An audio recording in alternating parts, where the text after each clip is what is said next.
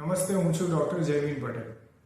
મિત્રો, જ્યારે બાળક બીમાર પડે, વારંવાર બીમાર પડે, તાવ, શરદી, ઉધરસ થાય, વજન ના વધે, ભૂખ સરખી ના લાગે, સરખું જમે નહીં, તો દરેક મા બાપ માટે એક ચિંતાનો વિષય થાય કે આ બાળકને શું કરીએ તો એની ઇમ્યુનિટી વધે.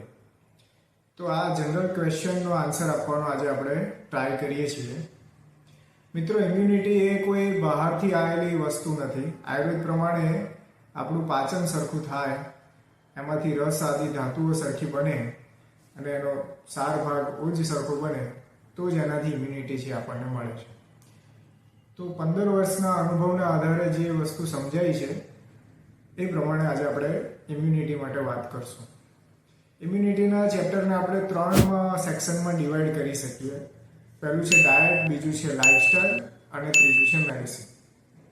તો બાળકને શું ડાયટ આપવો અને શું ડાયટ ના આપવો, પહેલા એની વાત કરીએ. શું ના આપવો એની અંદર આવે છે સૌથી પહેલા મિલ્ક પ્રોડક્ટ. એમાં દૂધ અને ઘી સિવાયની જેટલી પણ મિલ્ક પ્રોડક્ટ છે, દહીં, ચીઝ, પનીર, માવા, મીઠાઈ, બટર, આને અવોઇડ કરવાનું છે.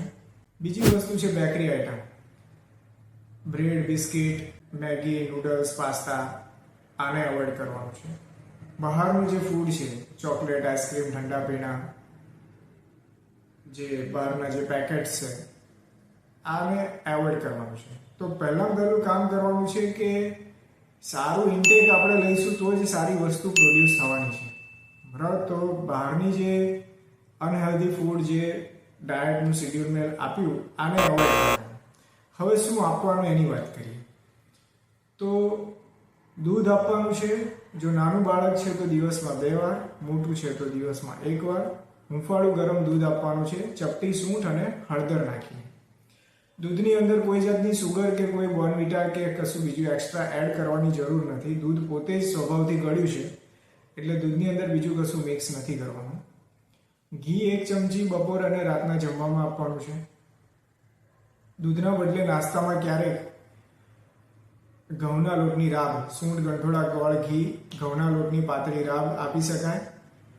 સાંજના નાસ્તામાં ક્યારેક વેજીટેબલ સૂપ આપી શકાય, અથવા તો ઘરનો બનાવેલો બધો જ નાસ્તો સવાર અથવા સાંજમાં લઈ શકાય. ઘરનું બનાવેલું બધું જ જમવાનું લઈ શકાય. દાળ ભાત, શાક, રોટલી, એમાં પણ દાળ છે અને આપણે મિક્સ દાળ આપવાનું કહીએ છીએ, જેનાથી બધા જ આપણને એમિનો એસિડ્સ એની અંદરથી મળી રહે. અને ડ્રાયફ્રૂટની અંદર જે પલાળેલી બદામ, અખરોટ, અંજીર, ખજૂર, આ આપી શકાય. તો આ જે પ્રોગ્રામ છે એની અંદર જે દૂધ છે એનાથી આપણને જેટલા પણ જરૂરી વિટામિન્સ અને મિનરલ્સ છે મળી જશે.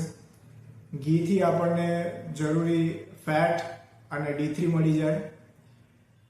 જે મિક્સ દાળ લઈશું એનાથી જરૂરી આપણને પ્રોટીન મળી જાય. જે ફ્રૂટ અને ડ્રાયફ્રૂટ, ફ્રૂટની અંદર સફરજન, ચીકુ, પપૈયું, દાડમ, કેરી, આ બધી જ વસ્તુ લઈ શકાય. તો ફ્રૂટથી આપણને જે અને ડ્રાયફ્રૂટથી આપણને જેટલા જરૂરી માઇક્રોન્યુટ્રિયન્ટ્સ છે મળી જાય. તો આ થઈ ગઈ ડાયટની વાત. આ ડાયટ આપવાથી બાળકનું માટે જરૂરી જેટલા પણ વિટામિન્સ, મિનરલ્સ, પ્રોટીન, ફેટ જે જરૂરી છે એના ગ્રોથ માટે આપણને મળે છે. ડાયટ પછી હવે આપણે લાઇફસ્ટાઈલની વાત કરીએ. બાળકોને પહેલામાં પહેલી વસ્તુ પાણી વધારે પીવડાવવાની ટેવ પાડવી. બાળકો જનરલી પાણી પીવાનું નિગ્લેક્ટ કરે છે, એના લીધે હાઇડ્રેટેડ નથી રહેતા અને એના લીધે વાયરલ ઇન્ફેક્શન લાગવાના ચાન્સીસ વધી જાય છે. ફ્રીજનું ઠંડુ પાણી પીવાની ના પાડવી. માટલાનું ઠંડુ પાણી ઉનાળામાં પીવાનું અને ચોમાસા અને શિયાળામાં ઉકાળીને ઠંડુ કરેલું પાણી પીવાની ટેવ પાડવી.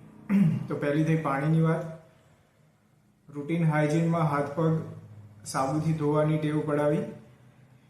જેને કફનો કોઠો રહેતો હોય એને શિયાળા ચોમાસાની અંદર દિવસમાં 1 વાર ના સપાવડાવો. ગાયના ઘીના ટીપા 1 ટીપું નાકમાં નાખવું.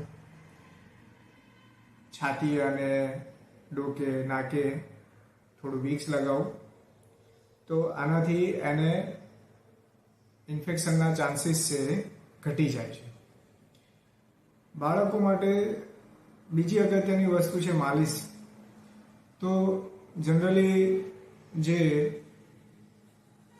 આયુર્વેદ પ્રમાણે 3 વર્ષથી નાના બાળકોને રોજ માલિશ કરવી જોઈએ અને થોડી વાર તડકે બેસાડવું જોઈએ. જો મોટા બાળક હોય તો રોજ ના હોય તો અઠવાડિયે 1 વાર તો ચોક્કસ એને માલિશ કરવી જોઈએ અને તડકે બેસવું જોઈએ. માલિશ છે આયુર્વેદ પ્રમાણે બળની વૃદ્ધિ કરનાર છે. બળ એટલે કે ઓજ અને ઇમ્યુનિટી. અને એલોપેથી પ્રમાણે જોઈએ તો માલિશ કરી અને તડકે તમે બેસો તો D3 નું સિન્થેસિસ છે એ વધી જાય છે અને D3 નો ઇમ્યુનિટીમાં બહુ જ મોટો રોલ છે. તો માલિશ ખૂબ જ અગત્યની વસ્તુ છે જે ઇન્ક્લુડ કરવી જોઈએ. આના પછીનો પોઈન્ટ છે ફિઝિકલ એક્ટિવિટી. મોબાઈલનો ઉપયોગ ઓછો કરાવવાથી ઓટોમેટિક ફિઝિકલ એક્ટિવિટી વધશે. એટલે મોબાઈલનો ઉપયોગ લિમિટેડ કરાવો અને ફિઝિકલ એક્ટિવિટી વધારો. ફિઝિકલ એક્ટિવિટી માટે બાળકની રુચિ પ્રમાણે એને કોઈ પણ એક સ્પોર્ટ્સની અંદર, સ્પોર્ટ્સ છે, યોગા છે, ડાન્સ છે, કરાટે છે, કોઈ પણ એક્ટિવિટીમાં એને જોઈન કરાવો જેથી એની ફિઝિકલ એક્ટિવિટી વધે. તો આ ઓવરઓલ હાઇજીન અને હેલ્થની વાત થઈ કે જે બાળકની ઓવરઓલ ઇમ્યુનિટી વધારવા માટે ઉપયોગી છે.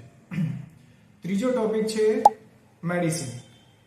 આયુર્વેદમાં ઘણી બધી એવી રસાયણ મેડિસિન છે કે જે બાળકની ઇમ્યુનિટી છે એને વધારવાનું કામ કરે છે. જેમ કે ચ્યવનપ્રાશ છે, સુદર્શન ઘનવટી છે, સીતોપલાદી, બાલ ચાતુર્ભદ્ર, સુવર્ણપ્રાશન, યષ્ટિમધુ. આ બધી જ મેડિસિનનો ઉપયોગ OTC તરીકે ના કરવો જોઈએ. આયુર્વેદ ડોક્ટરને બતાવી બાળકની પ્રકૃતિ પ્રમાણે અને આ બધી રસાયણ મેડિસિનનો ઉપયોગ કરીએ તો એના ખૂબ જ સારા પરિણામ આપણને મળે છે. મિત્રો, અહીંયા એક વાત એ પણ જણાવવાનું કે આયુર્વેદમાં પણ આયુર્વેદના બાળકોના રોગોના સ્પેશિયાલિસ્ટ ડોક્ટર હોય છે, MD ડોક્ટર હોય છે, જે આયુર્વેદ કોલેજમાં, દરેક આયુર્વેદ કોલેજ સાથે જોડાયેલી હોસ્પિટલમાં હોય છે. તો બાળકોની નાની મોટી તકલીફ માટે સીધા એલોપેથીમાં ના જતા તમે આયુર્વેદનો સંપર્ક પણ કરી શકો છો. અહીંયા મિત્રો બીજી એક વાત પણ જણાવું કે નડિયાદની આયુર્વેદ કોલેજમાં છેલ્લા 15 વર્ષથી બાળકોના વિભાગમાં સેવારત જે ડૉક્ટર ઋતુબેન પટેલ છે તેમનો આ વિડીયો બનાવવામાં ખૂબ જ સહયોગ રહ્યો છે. નડિયાદની આયુર્વેદ કોલેજમાં બાળકોના જટિલ રોગોના અંદર ખૂબ જ સારા કામ થઈ રહ્યું છે, જેમ કે cerebral palsy, ADHD, nephrotic syndrome, ચામડીના રોગો, જુવેનાઇલ રિમોટોઇડ. તો આ બધા જટિલ રોગો માટે તમે આયુર્વેદ કોલેજનો પણ સંપર્ક કરી શકો છો. મિત્રો, જો વિડીયો સારો લાગ્યો હોય તો શેર કરજો. કંઈ પ્રશ્ન હોય તો કોમેન્ટમાં જણાવજો. Thank you.